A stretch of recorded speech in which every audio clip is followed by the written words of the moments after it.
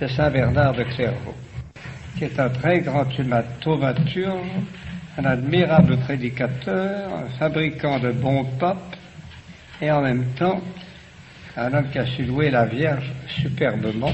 Donc tout ça, je vous le rappelle. Mais pour que vous compreniez mes imprécations, j'ajouterai qu'il passe pour le précurseur de Calvin, et que Calvin l'a réclamé pour son précurseur et patron. Pourquoi?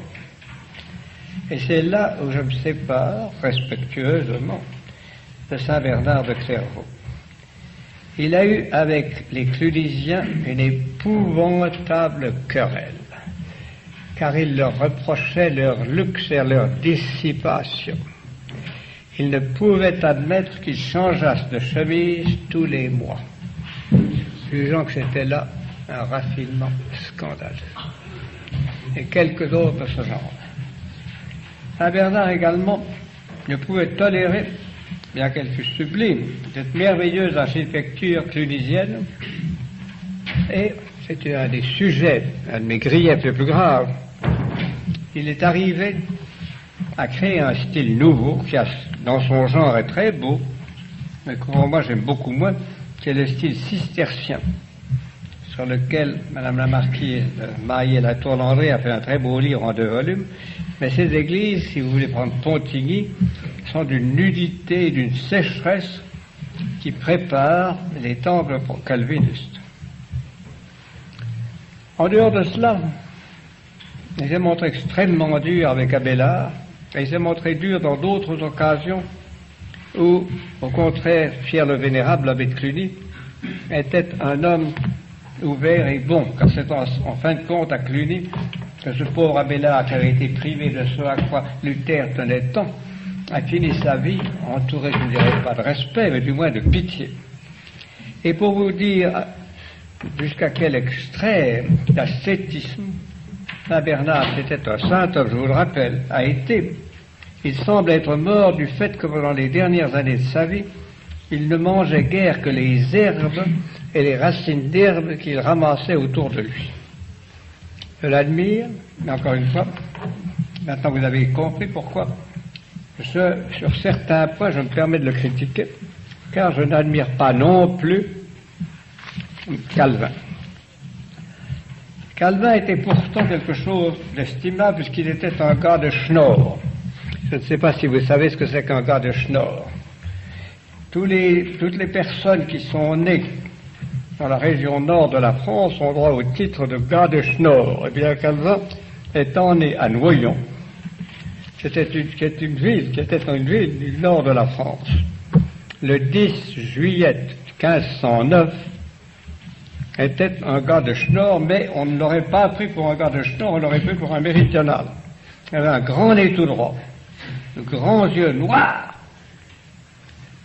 le teint brun noir, les cheveux noirs, la moustache noire et tombante, la barbe noire et pointue, et avec ça, presque pas de corps, et tout de même, si l'on pouvait dire que quand Luther faisait un sermon, on voyait brinque-baller sa graisse de droite et de gauche, on pouvait dire aussi que quand Calvin faisait un sermon, on entendait ses os cliqueter de droite et de gauche.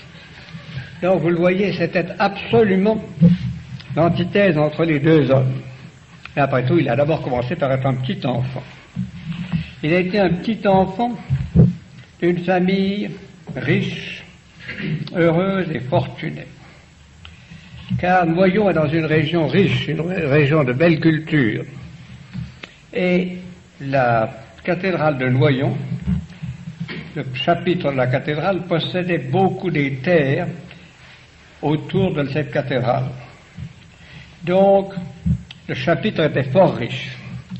Or, le père de Calvin a été d'abord notaire de la cathédrale, c'est-à-dire qu'il inscrivait les actes qu'il faisait.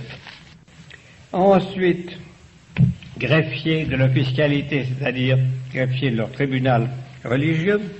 Et troisièmement, promoteur, ce qui était une fonction particulière à cette époque-là, et qui lui donnait un rôle important dans la vie du chapitre. Il avait tellement d'argent que quand son petit garçon a eu 10 ans, il a pu tout de même lui avoir un petit bénéfice. C'est tout de même très gentil pour un papa de penser à son fils et de lui donner un bénéfice à l'âge de 10 ans. Le quart d'une chapelle qui s'appelle Gésine. Donc le petit garçon, comme il avait également une maman très riche, Madame Lefranc, René Lefranc, le petit garçon a vécu dans un grand bien-être dont il avait besoin, parce qu'il n'était pas bien portant. Il était studieux, il était pieux, il était travailleur, pas très joueur. Il n'a jamais su jouer, pas très rieur, il n'a jamais su rire, pas très gai, il n'a jamais su être gai, mais il était en somme un bon petit garçon pour ce qui va des études et pour ce qui va de la piété. Et son père a pensé qu'il pourrait en faire un prêtre qui serait un bon prêtre, puisque en somme, le père était bien placé pour l'aider et le pousser dans la hiérarchie ecclésiastique, et que d'autre part, le petit garçon, comme il l'a dit ensuite, pour lui-même, était si obstinément adonné aux superstitions de la papauté, entendez, aux exercices de piété, qu'il était bien malaisé qu'on put le tirer de ce bourbier profond. Ainsi, derrière ce pathos, vous voyez que c'était un bon petit garçon, un peu anormalement sage, un peu anormalement travailleur, pas très bien portant, mais tout de même intelligent, studieux et ayant beaucoup d'avenir grâce à l'argent de maman, à l'aide de papa et à l'intelligence de lui-même. Au milieu de tout ça, il commença par faire ses études jusqu'à l'âge de 14 ans dans une école de Noyon qui était bonne, parce que les gens du Nord en France sont studieux et travailleurs. Donc, il a travaillé dans un petit collège qui s'appelait le Collège des Capettes à Noyon. Il était de bon esprit, d'une promptitude naturelle à concevoir et extrêmement studieux quant à l'étude. Ainsi, quand arrive à l'âge de 14 ans, le père n'hésita pas à l'envoyer à Paris. Le Paris de 1523 était une ville bruyante, agitée et parcourue de courants de toutes sortes. Il y avait d'abord, sous le roi très brillant, qui s'appelait François Ier, mais qui n'a presque jamais résidé à Paris, parce qu'il résidait toujours sur les bords de la Loire. Il aimait mieux être à la campagne qu'à Paris. Il avait bien raison, car Paris était sale, enfumé, sentait mauvais, et les gens ne s'y lavaient pas, tandis que le long de la Loire, on se baignait avec les creux. Donc, Paris était tout de même une ville resserrée sur elle-même, mais une ville avant tout intellectuelle et juridique. Le petit jeune homme, à 14 ans, se préparait à être ecclésiastique et à faire sa théologie. Mais au milieu du tumulte que faisait la guerre entre la France et l'Empire, car François Ier était le grand rival de Charles Quint, et en 1515, il avait, comme vous le savez, gagné la bataille de Marignan, qui lui avait donné tout le Milanais, et qui avait fait affluer en France et à Paris beaucoup d'argent. C'était une époque également où se produisait une réaction anti-luthérienne. Après un premier succès des thèses de Luther, de 1516 à 1522, l'opinion française se ressaisissait et la Sorbonne réagissait violemment, et l'on voyait les premiers bûchers se dresser à Paris pour les luthériens. Et l'un des compatriotes de Calvin, qui s'appelait Bourquin, précisément, fut mis en prison, pas encore tout à fait brûlé, mais enfin, c'était pour l'avenir. Pendant ce temps-là, cependant, le roi, qui avait signé avec Rome un concordat en 1516, était cependant très libéral. Il aurait voulu que son pays fût calme et uni, et c'était la Sorbonne, c'était le Parlement qui poursuivait les protestants, mais c'était pas lui. Et sa sœur était même plus que libérale. Dans son premier mariage, elle avait épousé le marquis d'Alençon, et elle était déjà très libre d'idées. On peut dire qu'elle était plus qu'à mi-chemin du protestantisme. Il y avait donc en France, à la cour, une tendance, je ne dirais pas à couvrir, mais quelque peu à protéger les protestants. Enfin, ça doit être à cette époque-là que Calvin eut les premières idées du protestantisme, parce qu'il avait un cousin qui est devenu assez fameux ensuite par ses écrits, qui s'appelait Pierre-Robert Olivetan, et qui a été l'un des protestants français de l'époque. Donc, comme il était le cousin proche de Calvin, le jeune Calvin, entre 14 et 17 ans, a dû à ce moment-là entendre parler du protestantisme, ou du moins du luthéranisme. Mais le jeune Calvin était un esprit très froid. C'était un homme calculateur et travailleur. Il ne semble pas qu'à cette époque-là, il ait été encore très impressionné. Ce n'est que la première crise de sa vie. Tout de même, cette crise va l'amener à renoncer à toute vocation religieuse catholique. Sans doute cela tient-il aussi aux difficultés que son père commençait à avoir avec le chapitre de la vie de Noyon. Le père avait d'abord été très intime, naturellement, et très cordial, mais il avait profité de sa situation et il avait fait tonsurer son fils. Il voulait le pousser en servant du chapitre, mais enfin, au bout d'un certain temps, il avait peut-être trop profité, lui, du chapitre. Il y a eu une querelle d'argent entre lui et le chapitre, et à partir de 1526, les relations sont devenues tellement tendues, tellement dures, que la famille Calvin a rompu avec le chapitre. Pourtant, le petit jeune homme avait cessé ses études à Paris, au collège de la Marche d'abord, où il avait suivi les cours du grammairien Cordier. Ensuite, il avait été au collège de Montagu, où il avait suivi les cours de Noël Beda, qui était le grand professeur de l'époque, hostile à la fois aux humanistes et aux protestants, et lui qui va constamment lutter d'une part contre Erasme et d'autre part contre Luther.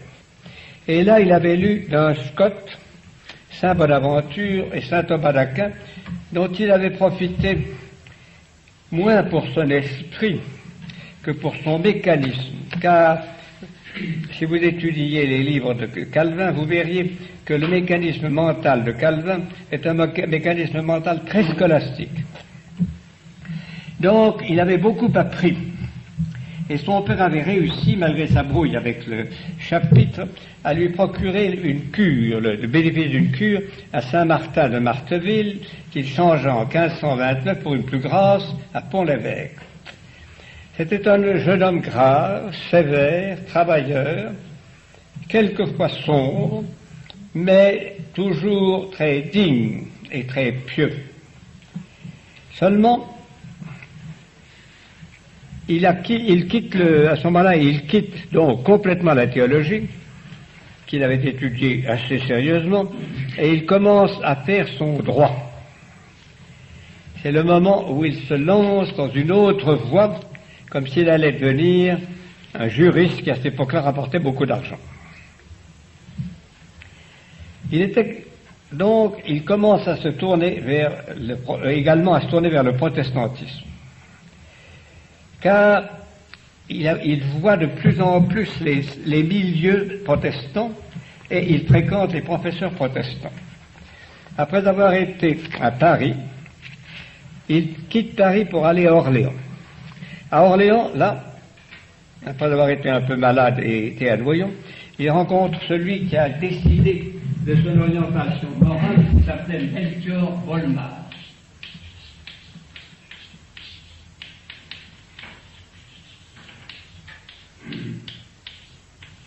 Melchior Bolmar était un de ces luthériens de la première volée qui était assez libre, parce qu'au fond Voltaire, pas voltairien, luthérien de la première volée, qui était très libre, parce qu'au fond Luther savait très bien détruire, mais il ne savait pas très bien construire.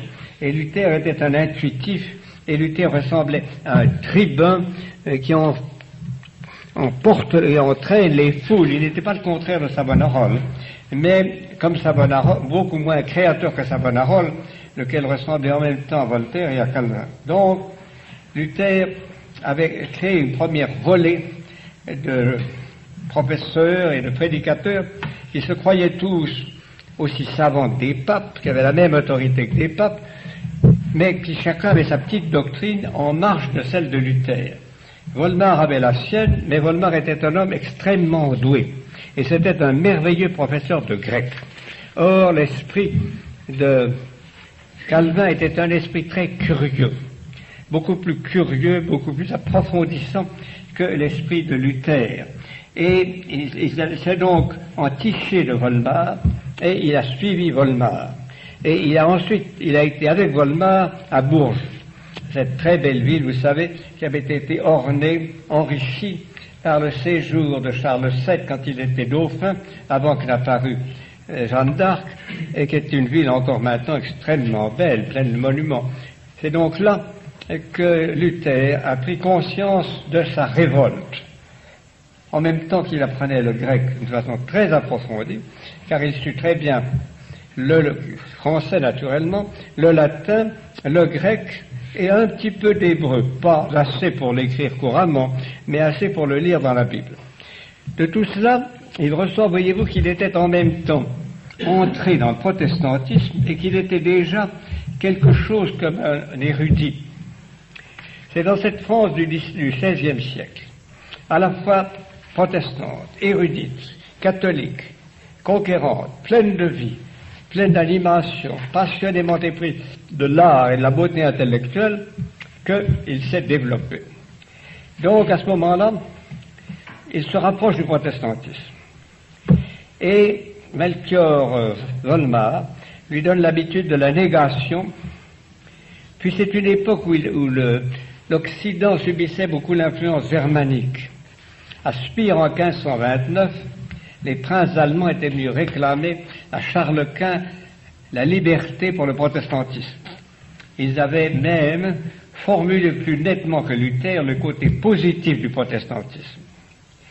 Et en 1530, grâce à Melanchthon, beaucoup plus qu'à Luther, c'est pour ça que je n'en ai pas parlé l'autre semaine, avait été élaborée la confession d'Augsbourg, dont je vous parlerai plus tard, qui donnait une forme concrète à la révolte de Luther.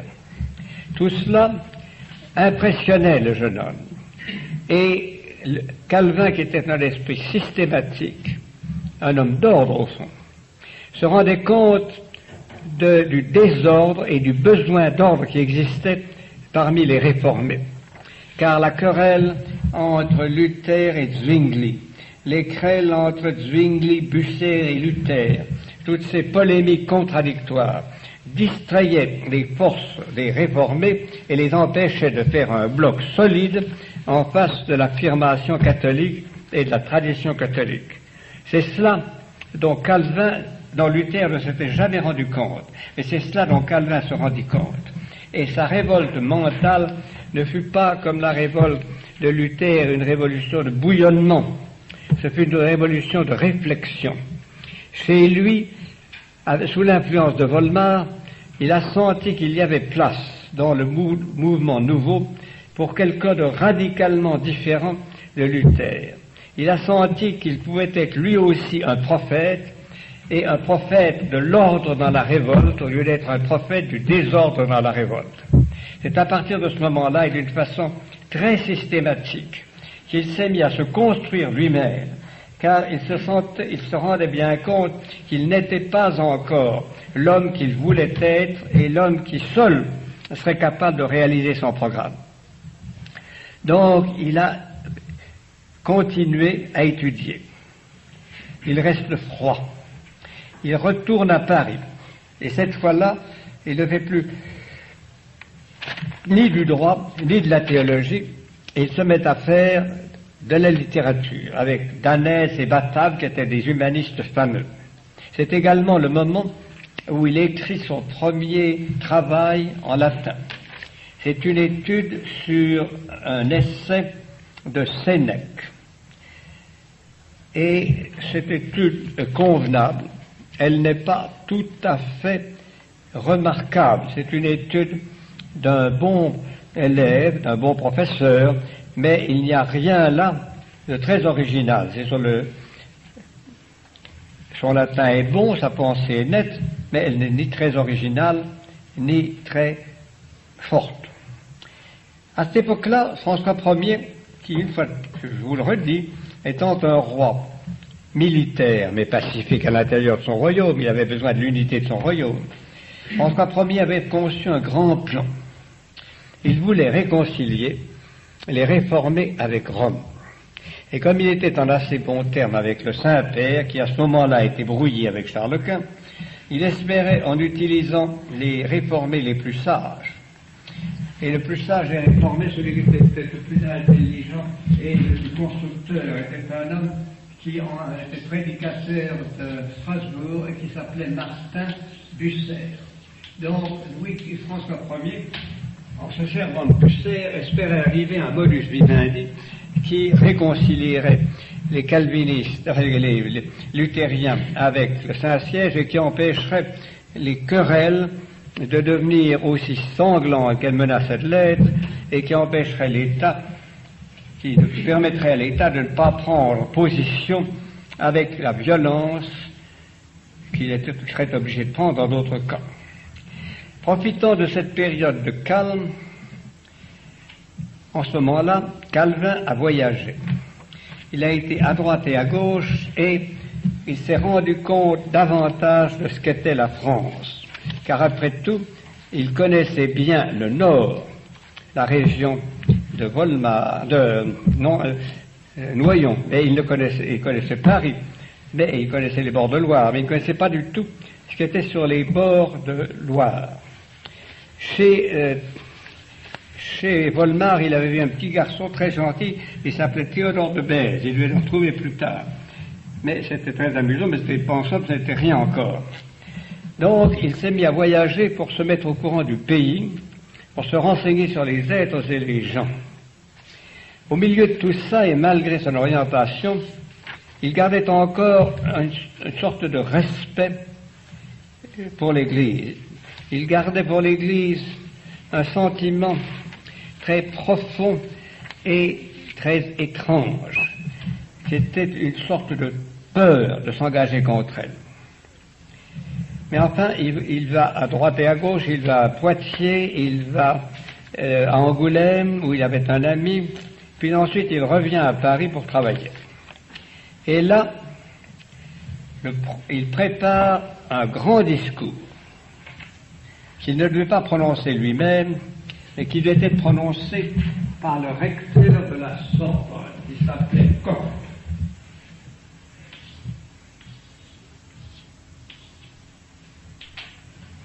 Il prépare un beau grand discours qui, au fond, était un discours réformé. On peut dire que c'est le premier discours calviniste qu'il ait écrit. Ce discours devait être prononcé par Copp à l'ouverture de l'université le 1er novembre 1533, en l'église des Mathurins devant tout le corps enseignant. Calvin l'avait fait assez prudent, Copp le rendit un peu plus prudent. Malgré cela, ce fut un tollé. Les professeurs ecclésiastiques et laïcs furent indignés et Copp dut s'enfuir immédiatement et se réfugier à Bâle. Calvin alla passer quelque temps à Noyon. Puis, d'un de ses amis, à cette époque-là, il fit un aveu. Il n'en a pas fait beaucoup dans sa vie. C'est pour ça que je vous signale celui-là. Puisque je suis engagé, je poursuivrai tout outre. Toutefois, si j'avais à recommencer, je ne m'y engagerai jamais. Vous voyez à quel point cet homme était réfléchi. À aucun moment de sa vie, Luther n'a eu des retours sur lui-même. Tandis que là, vous avez chez cet homme un retour sur lui-même qui montre que tout ce qu'il fait, il l'a calculé d'avance. Donc, il retourne en Angoulême, il revient à Paris après avoir été à Noyon, et il est très bien reçu par Marguerite de Valois, qui était devenue reine de Navarre. Une femme intelligente, pas belle, et qui ensuite a eu sa cour à Nérac, où il réunissait les protestants, et en particulier les gens qui avaient peur, comme Clément Marot et Lefebvre d'Étaples.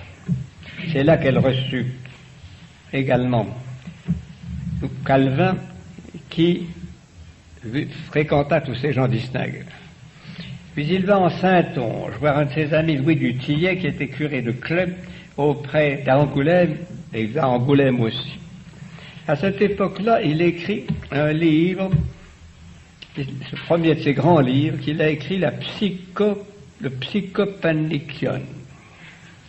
C'est un livre sur les âmes et sur l'état des âmes entre la mort et le jugement dernier.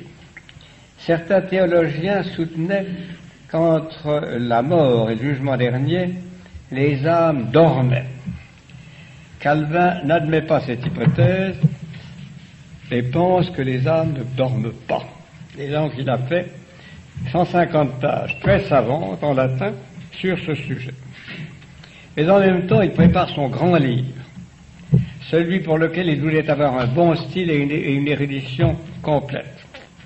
L'institution chrétienne. Il la prépare d'abord en latin. Il l'écrit en latin.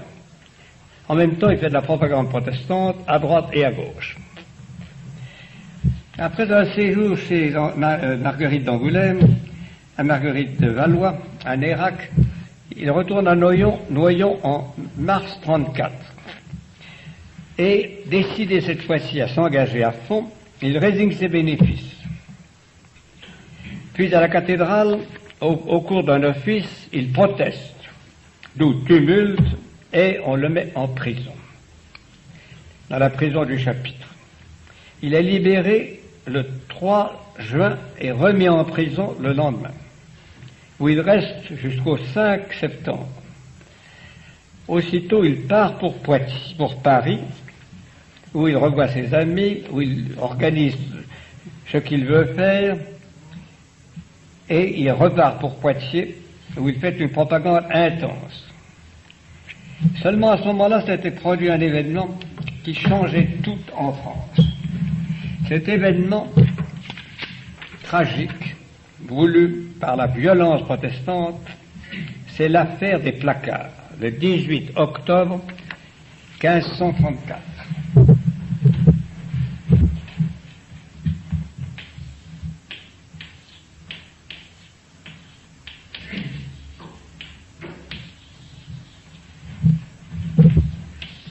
Le responsable en est Farel, Guillaume Farel.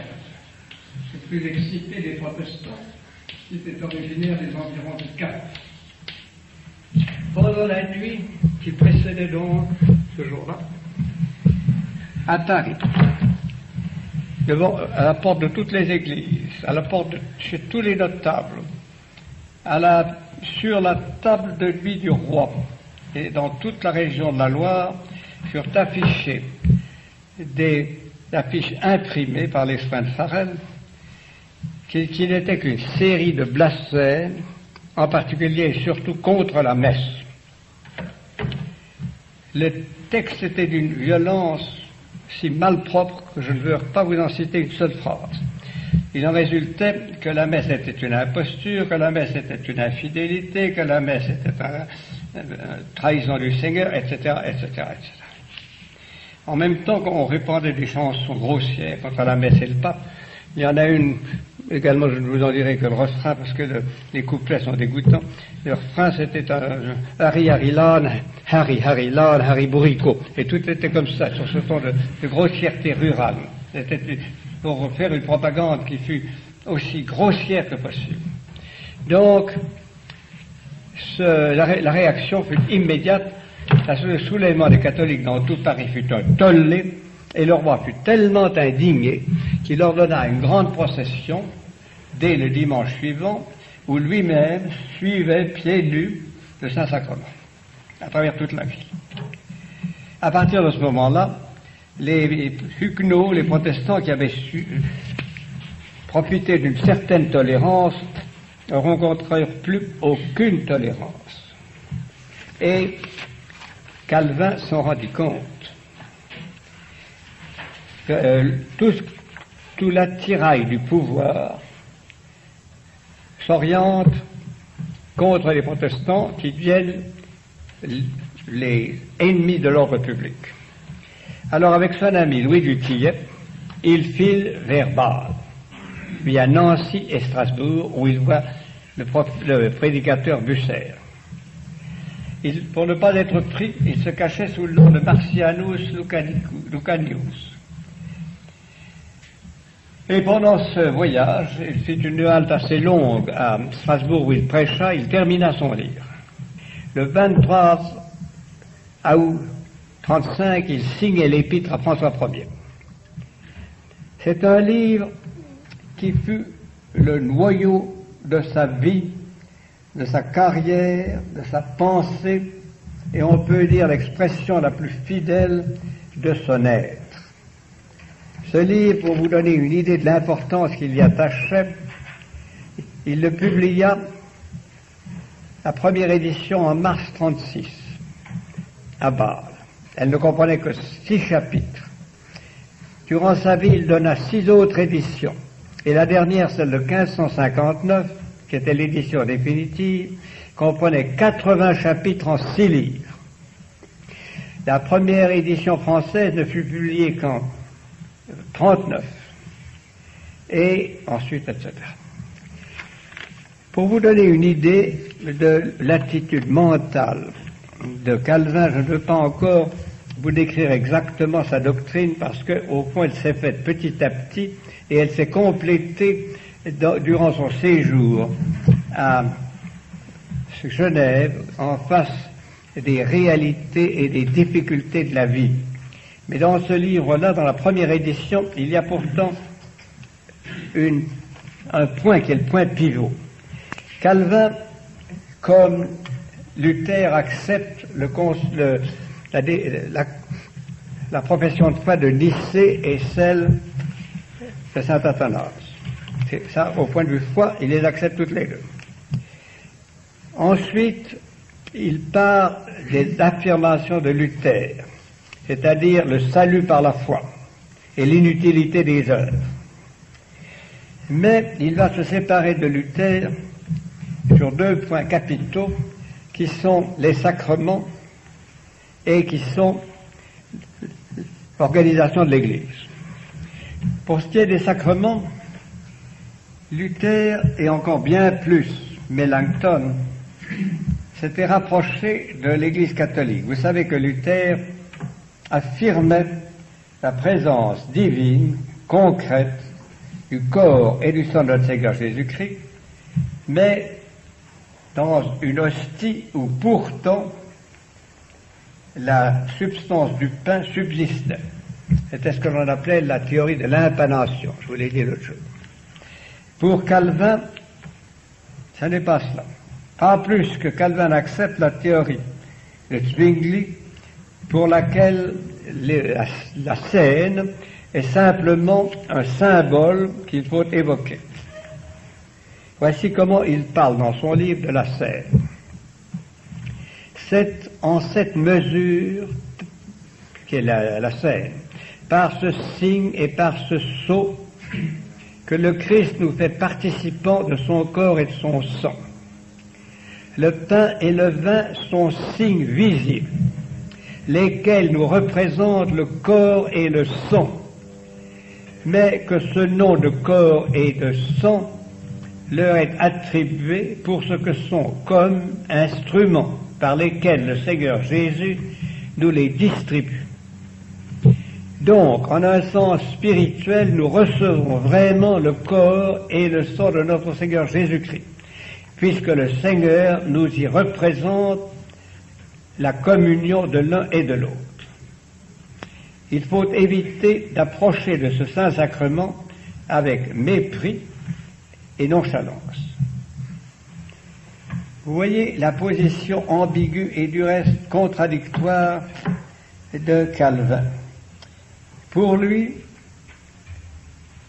il n'y a pas présence concrète du Christ dans la scène, ni du corps, ni du sang du Christ. Mais, étant donné que le Christ a dit en prenant la Sainte Seine, on prenait son corps et son sang, il y a présence mystique, concrète du corps et du sang. C'est une formule très ambiguë sur laquelle il est revenu plusieurs fois et qu'il n'a jamais tiré plus au clair que ce que je vous dis. Et il disait encore, la scène est un sacrement. C'est un bon moyen et aide pour nous faire connaître et prospérer en sainteté de vie et singulièrement en charité, etc. Ensuite, il attaque l'idée catholique de communion. Il acceptait également le baptême, mais dans les mêmes conditions. Et il disait dans ce livre que le baptême, comme la scène, nous met en présence et union du Christ. Il y a donc un rapprochement très curieux entre le baptême et la scène. Le livre était construit dans un style un peu long pour nous autres, mais très clair, extrêmement raisonnable et raisonné, et qui continuait la tradition de la scolastique. De bout en bout, Calvin suivait sa pensée et la suivait avec une intransigeance sur laquelle je reviendrai. Pour aujourd'hui, je vais simplement vous donner une preuve de cette intransigeance. L'homme, disait-il, n'est jamais libre. Vous savez que déjà, Luther employait le terme, au lieu du libre arbitre, du serf-arbitre. Que je vous donne ici, c'est un terme très caractéristique de la théologie protestante. Au lieu du libre arbitre, le serf-arbitre.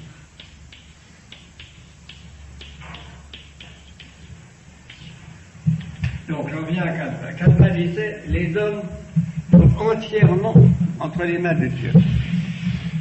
Si Dieu veut les damner, ils sont damnés, quoi qu'ils fassent, et si Dieu veut les sauver, ils sont sauvés, quoi qu'ils fassent. Alors on lui demandait, mais enfin, y a-t-il pas des gens qui ont l'apparence bonne et qui peuvent être damnés? Il dit oui. Et si ces gens-là ont l'apparence bonne et même font de bons actes et sont damnés, c'est que Dieu a voulu les damner. Et que les fautes que commettent ces hommes, c'est Dieu qui les leur a fait commettre, volontairement.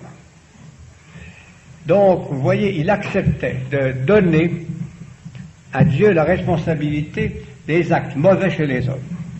Il poussait jusque-là, je reviendrai un peu plus complètement demain là-dessus, mais aujourd'hui je voulais vous donner une idée de l'intransigeance et de la logique féroce de Calvin, mais une logique, comme je vous le montrerai, par laquelle il aboutissait à se contredire, parce que ses affirmations étaient tellement entières qu'elles aboutissaient à des impossibilités. Alors, c'était ainsi.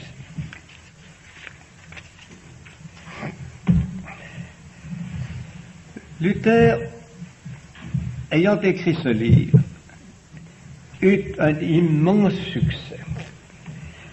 Pour une fois, dans le milieu réformé, on avait un esprit solide qui disait des choses logiques et que l'on pouvait, d'une façon concrète, comprendre, étudier, assimiler.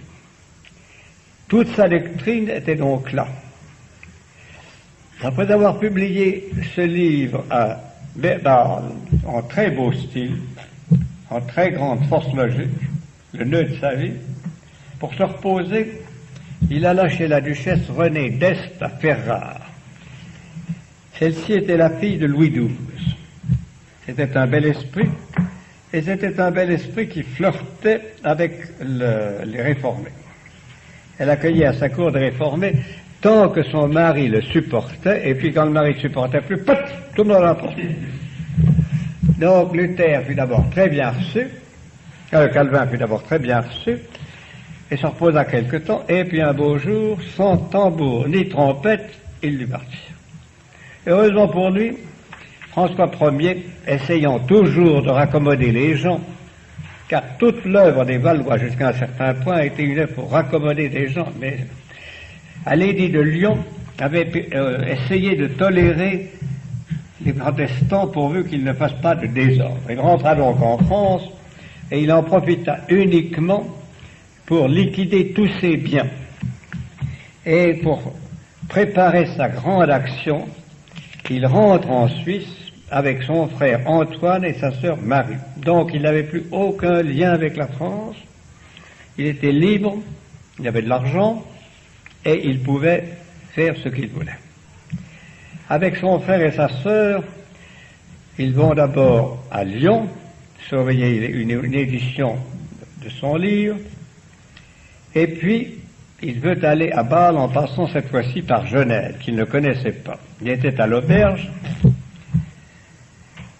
quand tout à coup entre un grand homme impétueux et bavard, c'était Guillaume Farel, qui lui dit: Monsieur le prédicateur, vous ne partirez pas pour Bâle, vous resterez ici, et ici vous serez avec moi prédicateur, et ici avec moi nous convertirons cette ville. Calvin s'est un peu débattu parce qu'il avait des affaires à régler à Bâle. Bâle était un grand centre financier, beaucoup plus grand que Genève à cette époque-là. Et il voulait aller à Bâle, mais en fin de compte, Farel a tellement crié, imploré, gueulé, ordonné, et que Calvin a cédé, à condition d'aller passer 8 jours à Bâle pour régler ses affaires. Et puis il est revenu. Qu'est-ce que c'était que Genève à cette époque-là? Genève, c'était comme maintenant une très jolie ville, arrosée par le Rhône et l'Arve, avec de belles églises, avec de belles fortifications, et où il y avait un commerce important. Moins important depuis que Lyon était devenu prospère et depuis que la foire de Lyon détrônait celle de Genève. Mais enfin, Genève était encore un centre. Mais Genève était tordue avec ses 20 000 âmes par des querelles épouvantables. Genre, Genève avait été originairement une partie du comté de Savoie, puis du duché de Savoie, et avait un évêque qui exerçait évidemment aussi une certaine autorité, autorité du duc, du comte-duc, l'autorité de l'évêque, et puis une bourgeoisie assez véhémente, assez mêlée de gens d'Italie et de France, et très vite, quand une partie fut séduite par la réforme. Et alors il y eut 3 partis. Un parti qu'on appelait les Huguenots, Huguenots. Un parti catholique que les Huguenots appelaient les Mamelus. C'était pas très poli. Et un parti entre les deux qui voulait prier comme ils avaient envie de prier, sans se préoccuper ni des catholiques ni des protestants, qu'on appelait les libertins spirituels. Les libertins, c'était les gens qui ne croyaient à rien, les libertins spirituels, c'était les gens qui croyaient à quelque chose qui leur plaisait à eux. Au fond, comme Calvin et comme Luther, mais qui sans obliger tout le monde de croire comme eux. Alors c'était quelque chose de... Dans ces conditions, vous imaginez les luttes qui sont produites. Mais ces luttes auraient pu être assez égales si la ville de Genève n'avait pas été en somme disputée entre le duc de Savoie et la puissante République de Berne. Berne s'était faite protestante, avait raflé tous les biens de l'Église et en même temps avait raflé une partie des biens des Savoie déjà, car ce que nous appelons le canton de Vaud était autrefois une partie des propriétés de la Savoie, et Berne avait envie de continuer à se nourrir des dépouilles de la Savoie, et donc Berne intriguait à Genève et subventionnait le parti huguenot. Au milieu de tout cela, arrivait Farel, qui avait ses idées à lui aussi, ce qui faisait 2 partis de plus, et vous imaginez le tourbillon que ça pouvait faire. Arrive là-dedans Calvin. Et il faut dire qu'il a été tout à fait remarquable parce qu'il était plus dur qu'aucun des autres. Donc, Farel l'arrête. il se rend tout de suite compte de la situation. Et dès le lendemain de son arrivée, il exige, au début de novembre 1936, il donne au Conseil des 200 un programme qu'il a appelé Articuli. Et je vais vous expliquer ce que c'était que les Articuli, et vous verrez que ce n'était pas quelque chose de banal. Articuli des régiminés ecclésiens, article sur l'organisation de l'Église. Il expliquait ce qu'il voulait être que la scène. Mais, et c'était ça l'article important de ces articles, il exigeait qu'on admit à la scène que des gens dont la vie aurait été contrôlée, et contrôlée par les autorités civiles, qui seraient responsables de la moralité de chaque citoyen. Chaque citoyen devant signer des articles de foi devant un fonctionnaire, sinon on le chassait du canton, et il ne pouvait, et s'il ne voulait pas signer, s'il ne voulait pas aller à la scène comme Calvin le voulait, on l'excluait. C'était le bannissement pour tous les autres. Même les protestants, qui étaient influencés par Berne, ont protesté. Mais Calvin avait une telle volonté et une éloquence si pure que le Conseil des 200 fut persuadé et que cette mesure fut votée. Chaque citoyen de Genève, avec famille et enfants, devrait comparaître devant le magistrat de son district, signer la confession rédigée par Calvin, sous peine d'être chassé de la ville et de ne plus pouvoir y rentrer. Ceci, voyez-vous, c'était dur pour les gens du pays, et c'était encore plus dur pour cette catégorie d'esprits indépendants qu'étaient les protestants italiens. L'Italie était à ce moment-là la région la plus cultivée d'Europe, en grande majorité catholique et sincèrement catholique, mais il y avait des centres où la tendance à la réforme était très forte, en particulier la jolie petite ville de Lucques. Et il y avait toute une colonie de Lucquois à Genève qui n'avait pas du tout l'intention d'obéir à M. Calvin, qui trouvait que c'était un abus de confiance et quelque chose de révoltant. Ils avaient réussi à faire chasser les catholiques de la ville, mais ils trouvaient de très mauvais goût qu'on les chasse sous prétexte qu'ils n'avaient pas exactement la même foi que M. Calvin. Donc, beaucoup se sont d'abord abstenus d'aller chez les magistrats, mais ils ont été menacés d'exil et la plupart ont cédé, sauf, je vous dis, cette colonie d'Italiens qui a été se fixer en général à Lyon, où elle a eu ses pasteurs, espérant toujours rentrer à Genève, mais d'année en année, ne pouvant pas. Cette première victoire étant remportée, Calvin ne s'arrête pas là. Calvin et Farel exigent désormais l'excommunication de quiconque n'est pas digne de la scène. Et ce serait cette fois-là les ministres qui en seraient les maîtres qui décideraient l'excommunication des citoyens. Le 4 janvier 1537, le Conseil des 200 se réunit et refuse. Le 3 et le 4 février, 4 syndics du Parti de la Liberté sont élus, ce qui met en danger l'autorité de Calvin et de Farel. Aussitôt, un conflit s'engage entre le Conseil et les ministres. Et en même temps, les Bernois, voyant ce désordre, réagissent.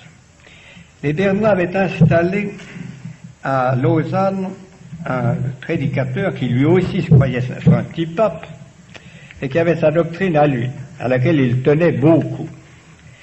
Donc, il commence à, je vous demande pardon, engueuler Farel, qu'il traite d'arianisme. Ensuite, la discussion devient plus précise et un peu moins grossière. Il critique les innovations coupables de Calvin et de Farel. Par exemple, il leur dit « Moi, Je donne la scène, mais avec du pain assis, mais vous le donnez avec du pain ordinaire. Inadmissible. De même, moi, j'ai gardé les fonds baptismaux à Lausanne et vous les avez détruits. De même, vous, Jean, vous avez supprimé toutes les fêtes. Moi, j'en ai gardé les meilleures, de façon à ce que la population prie un peu plus. Donc, il entre en bataille avec Calvin et avec Farel comme outrant et dégénérant la véritable religion telle que Luther l'avait conçue. La querelle devint tellement violente que Calvin, confiant dans son autorité, a réclamé la réunion d'un synode. Il y en eut bien un, mais pas à Genève. Il eut lieu à Lausanne.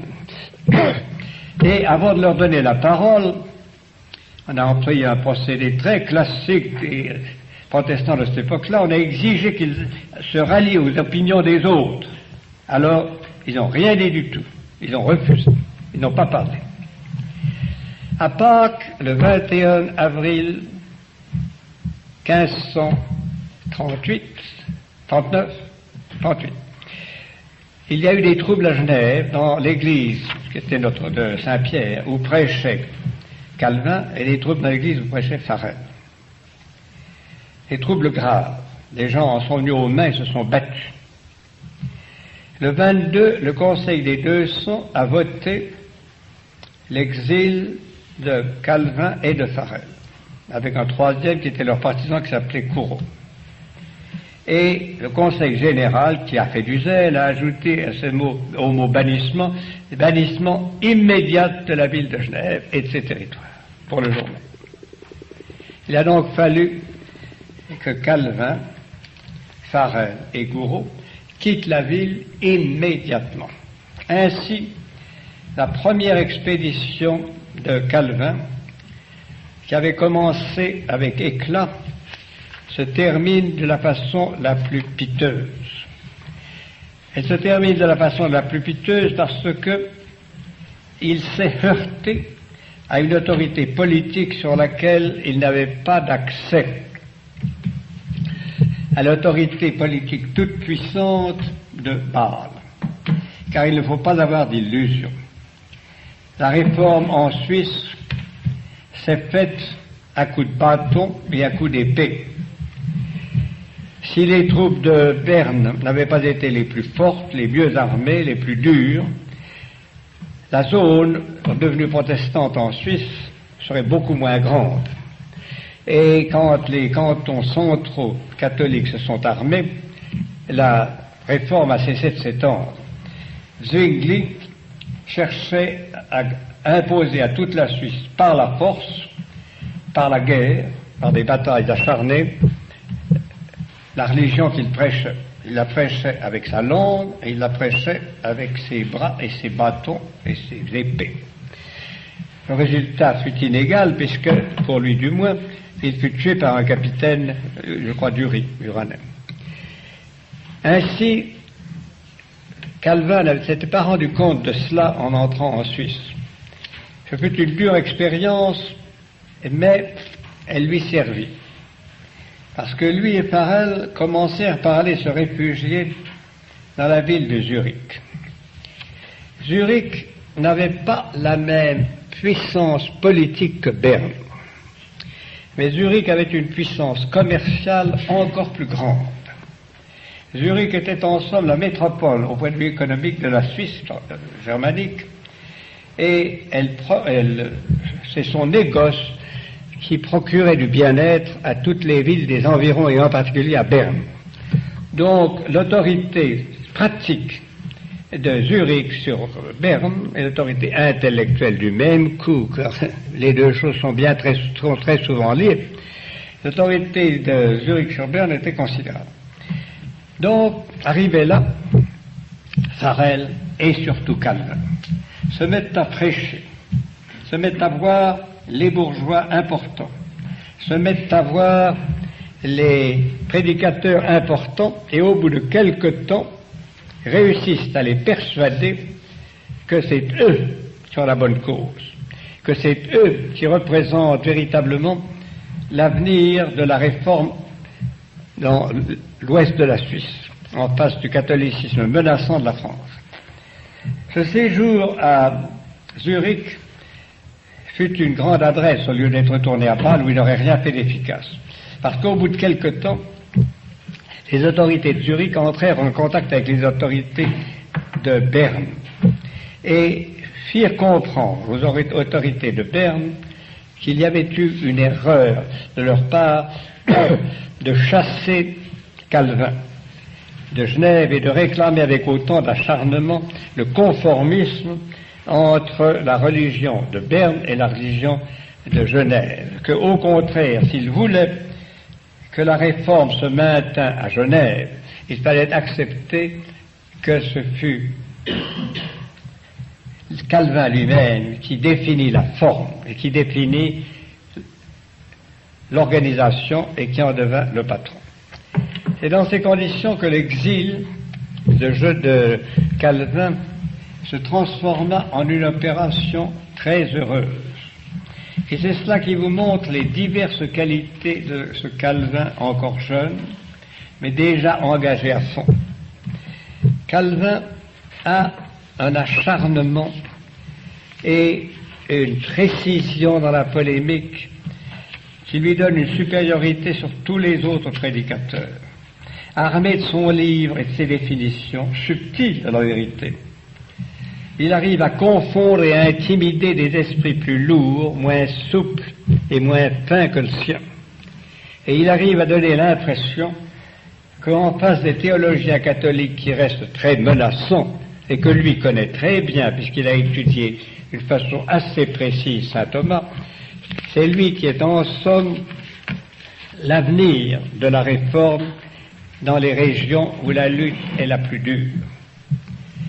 En effet, après la mort de Zwingli, on verra décliner l'influence de Zwingli, de même qu'après la mort de Luther, l'influence de Luther décline. Sous l'influence de Melanchthon, la religion protestante luthérienne devient quelque chose d'organiquement beaucoup plus proche du catholicisme.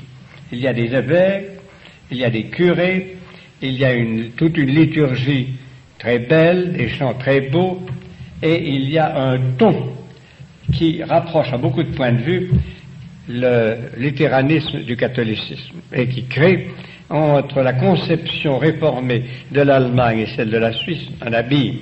Mais sur le plan de l'intelligence, Zwingli était infiniment inférieur à Luther, et c'était seul Calvin qui pouvait présenter une thèse et affirmer avec succès en face de ce que pouvait être la contre-attaque luthérienne et la contre-attaque catholique.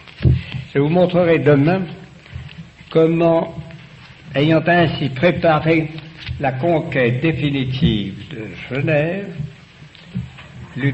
Calvin s'en empara, et comment il le fit payer cher aux pauvres malheureux Genevois.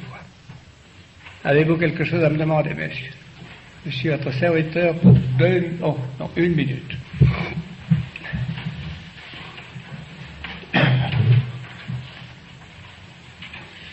Did you understand? Did you understand? Vous avez compris? Vous parlez français, anglais, allemand? The main idea. Pardon? The main idea. Well, all right. Next time I'll say a little more English than today, because I didn't notice that you were here. Bien. Ça serait une bonne chose pour vous de faire, je vous recommande 2 lectures. Quand vous serez plus vieux, de lire le livre de Calvin. Mais dès maintenant, c'est un livre merveilleux, très bien écrit, très amusant, qui est le meilleur livre de Bossuet, qui s'appelle L'histoire des variations des églises protestantes. C'est un livre merveilleux. Je pense qu'il est ici, s'il n'est pas ici, pour vous le lisiez. Parce que c'est un livre où Bossuet, pour une fois, a mis de la finesse, de l'esprit, de l'humour, où il a fait des portraits de tous les réformés. Et il faut lire ça en ce moment-ci, voyez-vous, où il y a un abus horrible de l'écuménisme, ou alors, au contraire, on trouve chez Bossuet l'antidote de tout ça. Et c'est tellement bien écrit, c'est tellement joli, que c'est une lecture agréable. Eh bien, nous terminerons et nous enterrerons Calvin.